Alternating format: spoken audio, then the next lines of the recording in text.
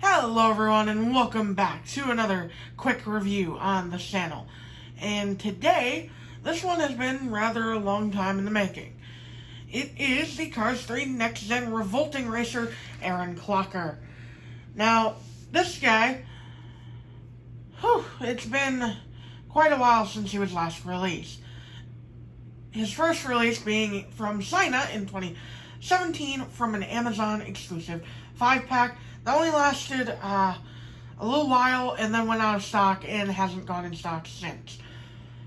Now, because of this, he was quite hard to find, and I was tempted to just buy one if one popped up for like $100, but thankfully, Thailand released him this year.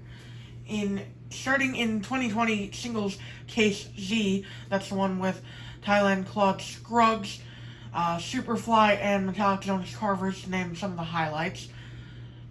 And he looks phenomenal from Thailand. Now, before we get into the review, I just want to say, Aaron actually appears quite a lot in the movie compared to some of the other Next Gens. He has a few shots of prominence, and you can make him out very clearly, unlike a few of the others.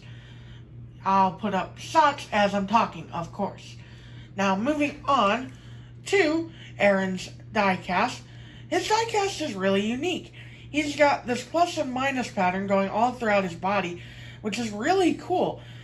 One of the only other Next Gens I can think of that has this kind of thing going on is Eric Breaker, the Synergy Next Gen, and his hexagonal pattern all throughout his body. Now, his paint color is also pretty nice too. It's this metallic maroon color. And I gotta say, I'm a big fan of it.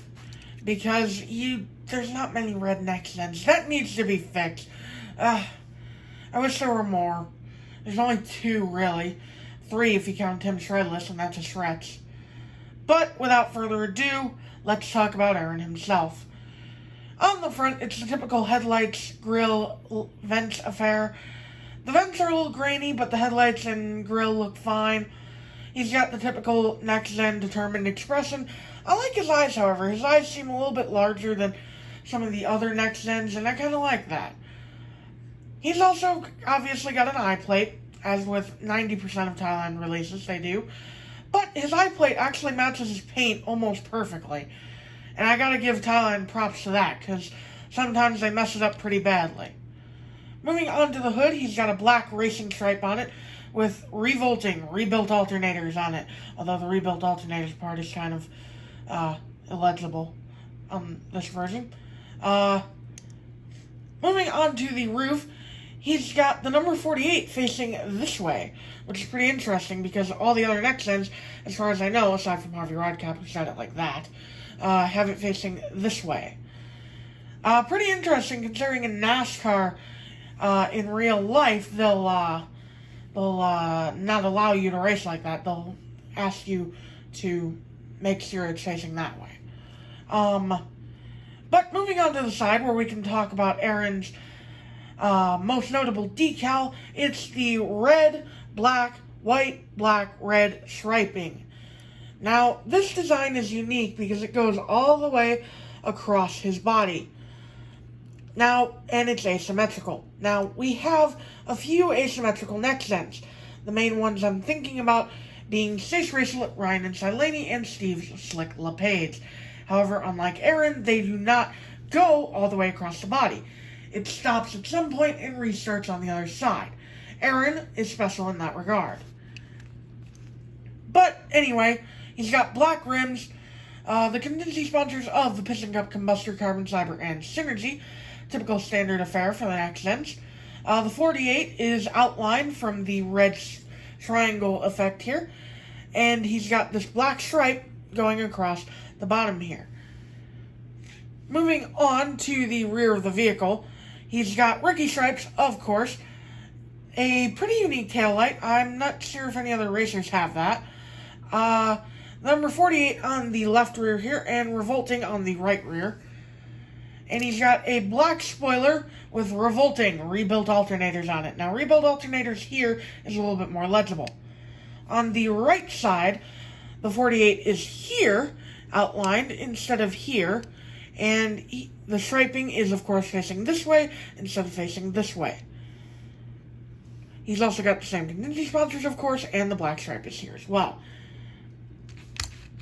Now, for a few quick comparisons, here he is with Tim Shredless, who he was originally confused with when the prototype images went up by a few people.